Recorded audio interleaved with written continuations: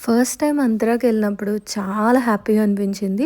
కొంచెం food expensive అయినా కూడా చాలా మంచి టేస్ట్, చాలా బావుంది అని చెప్పేసి చాలా పాజిటివ్ ఒపీనియన్ వచ్చింది. అదే ఎక్సైట్‌మెంట్‌తో మళ్ళీ ఆంధ్రాకి వెళ్తే ఈసారి వర్స్ట్ ఎక్స్‌పీరియన్స్ అయింది. యాజ్ యూజువల్‌గా నాటుకోడి విత్ రాగి ముద్ద అయితే స్టార్ట్ చేశాము.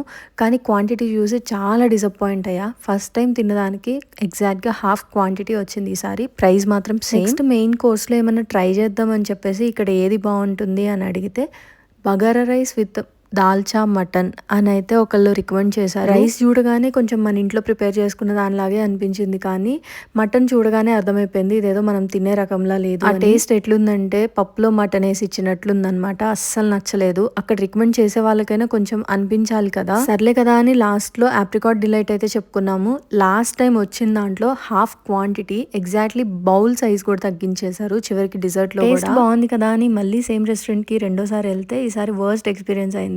నా లైఫ్లో మర్చిపోలేను. దాల్చా మటన్ అయితే అసలు కుక్కున్నా అనమాట, తినలేక వేస్ట్ చేయలేక. అఫ్ కోర్స్ ఎవరి టేస్ట్లు వాళ్ళకు ఉంటాయి, కానీ అసలు అది టేస్టే బాగాలేదనమాట. అందుకే ఇంతగా చెప్తున్నా. ఫైనలీ వాకబుల్ డిస్టెన్స్లో ఒక పాన్ షాప్ కనిపించింది. ఇంకా చాక్లెట్ పాన్ ఉంటే వెంటనే తీసుకున్నా. నాకైతే చాక్లెట్ పాన్ ఎక్కువ ఇష్టం స్వీట్ పాన్ కన్నా కూడా. మరి మీకు?